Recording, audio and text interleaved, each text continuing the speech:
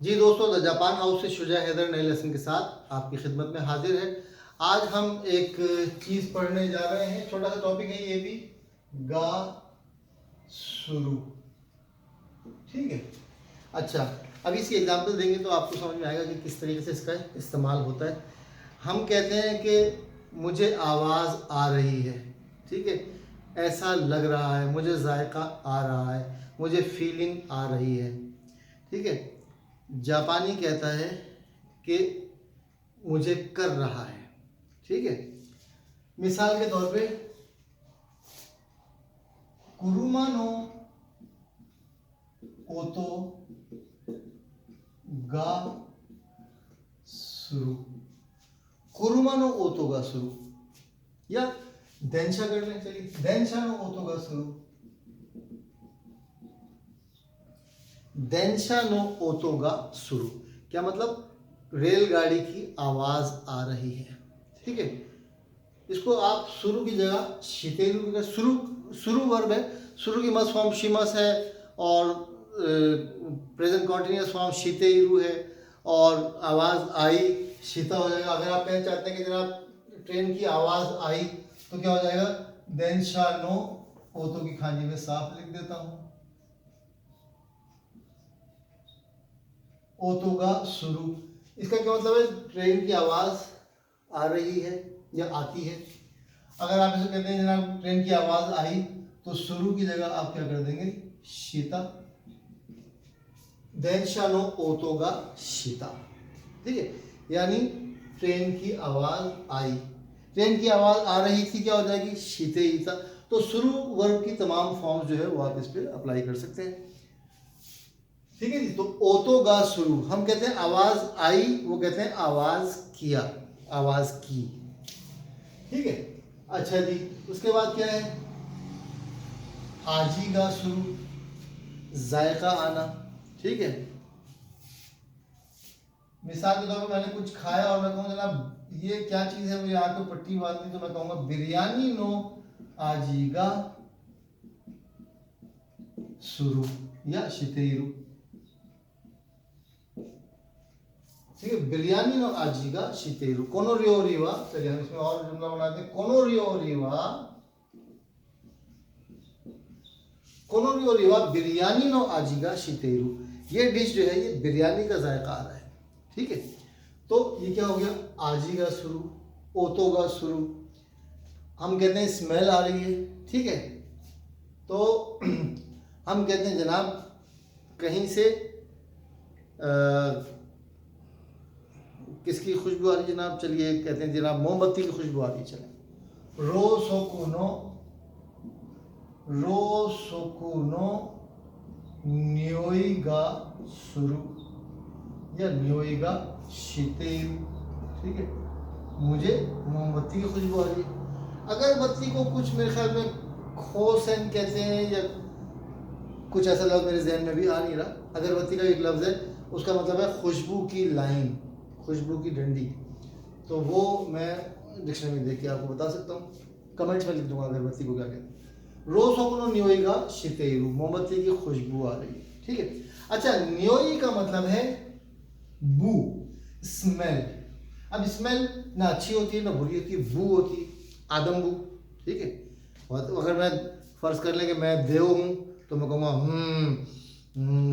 हितो नो न्योई गा शितेरु ने, आदम बू आ रही है मुझे। ठीक है। जब आप बच्चे थे तो आप, हमने ये कहानी में पढ़ा था कि आप देव जो है या जिन जो है वो खुशबू सूंघता है शहजादे की, शहजादी को उसने कैद किया होता है और जब शहजादा महल के करीब आता है देव के, तो देव कहता है आदम्बू, आदम्बू। तो वो, अगर मैं देव हूँ तो मैं कहूँगा हितो नो न्योईगा शितेरु, मुझे इंसान की बू आ रही है। अच्छा, अब न्योई के लिए जो है वो दो लफ्ज हैं। न्योई का मतलब है स्मेल। अच्छी स्मेल है तो क्या हो जाएगी? खाओरी। खाओरी का मतलब है खुशबू। ठीक है।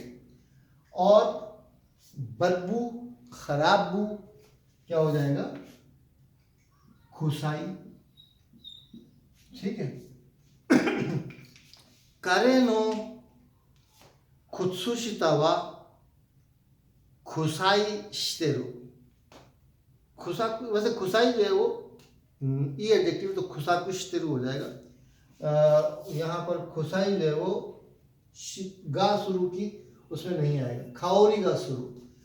सुनो, कोनो खोमे गा निहोन बेनो खाओरी गा शुरू, ये चावल जापानी चावल की खुशबू दे रहे हैं। कोनो, चलिए इसके एग्जाम्पल लिखते हैं।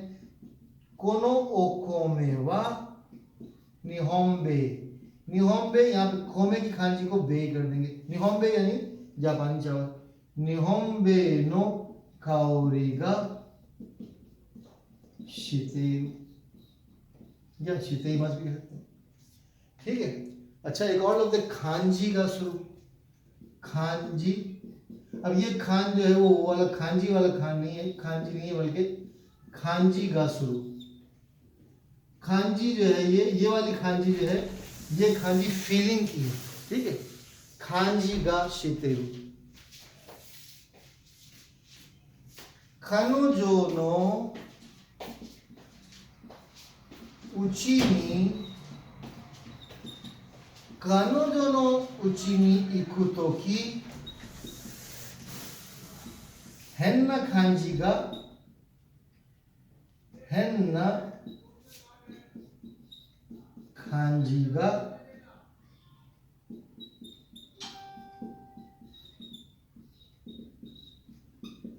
शिमस।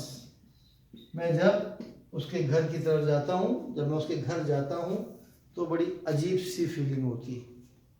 अब तो होती थी कहना चाहिए बालक।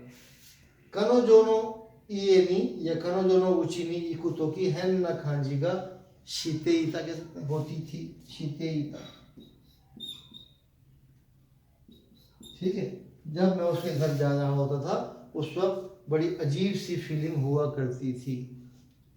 तो ये खांजी गा शुरू, नियोई गा शुरू, ओतो गा शुरू और आजी गा शुरू, ये सब एग्जाम्पल हैं, ठीक है।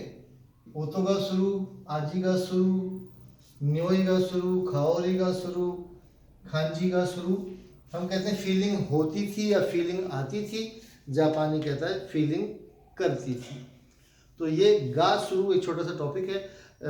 N4 की ग्रामर की लिस्ट में आपको ये टॉपिक नज़र आ जाता है। मुश्किल कुछ भी नहीं है, बहुत आसान है। जब तक नहीं आता तो बहुत मुश्किल है, आपको आ गया बहुत आसान हो गया। कितना आसान था राइट। खामखा लोग ऐसे हवा बनाते हैं। आप जैपनीज़ लैंग्वेज बहुत मुश्किल है, जैपनीज़ लैंग्वेज बहुत इंटरेस्टिंग है।